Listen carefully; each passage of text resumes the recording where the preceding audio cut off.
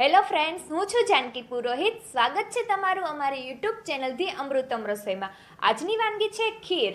શુભ પ્રસંગોમાં, શ્રાદ્ધ મહિનામાં અને શરદ પૂર્ણિમાના દિવસે આપણા ઘરોમાં ખીર બનતી હોય છે. ખીર બનવામાં 25 થી 30 મિનિટ જેટલો સમય લાગે છે અને એવું કહેવાય છે શરદ પૂનમની રાત્રે જો ખીરને આખી રાત ચંદ્રની કિરણ પડે તેમ રાખવામાં આવે તો ખીર અમૃત સમાન થઈ જાય છે અને આ ખીર સ્વાસ્થ્ય માટે પણ ઘણી ફાયદાકારક રહે છે. તો ચલો વિડીયો શરૂ કરીએ. 1 લીટર દૂધ સામે 50 ગ્રામ ચોખા અને 80 ગ્રામ ખાંડ એ 4 વ્યક્તિ માટે ખીર બનાવવાનું સ્ટાન્ડર્ડ માપ છે. ખીર બનાવવા માટે સૌથી પહેલા ચોખાને 5 સીટી વાગે ત્યાં સુધી કુકરમાં બાફી લેશું.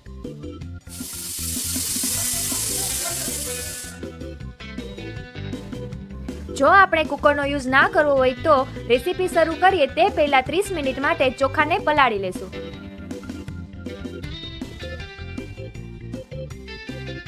અહીં મેં 50 ગ્રામ કવાચીના ચોખાનો યુઝ કર્યો છે.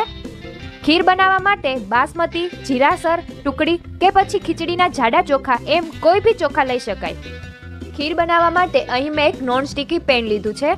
પેનના બદલામાં સ્ટીલની જાડી તપેલી કે તીનની કડાઈ પણ વાપરી શકાય.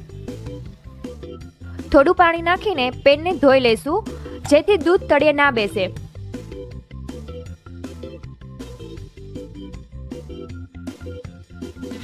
ગેસની ફ્લેમ મીડિયમ રાખીને દૂધમાં એક હુંફાળું આવવા દેશું.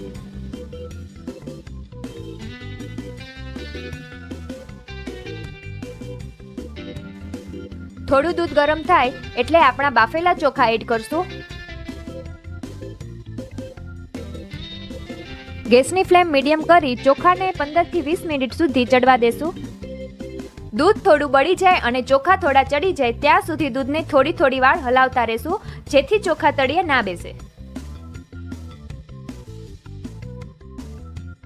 તમે જોઈ શકો છો કે આપણા ચોખા ખૂબ જ સારી રીતે ચડી ગયા છે.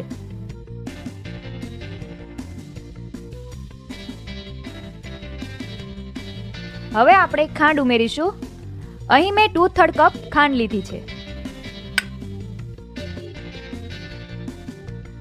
ડ્રાયફ્રૂટમાં કાજુ, બદામની લાંબી કાતરી, પિસ્તા અને થોડી કિસમિસ એડ કરશું.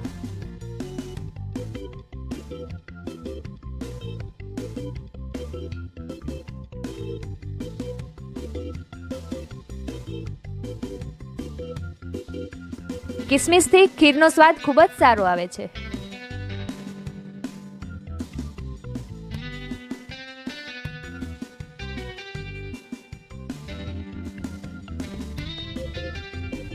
ગેસની ફ્લેમ બંધ કરીને ખીરને 5 મિનિટ માટે ઢાંકી લેશું.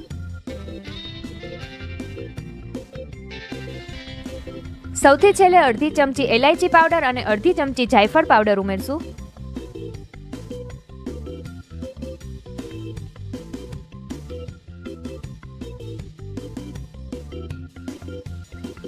ખીરની થિકનેસ બહુ જાડી કે પતલી ન રાખતા એકદમ મીડિયમ જ રાખશું.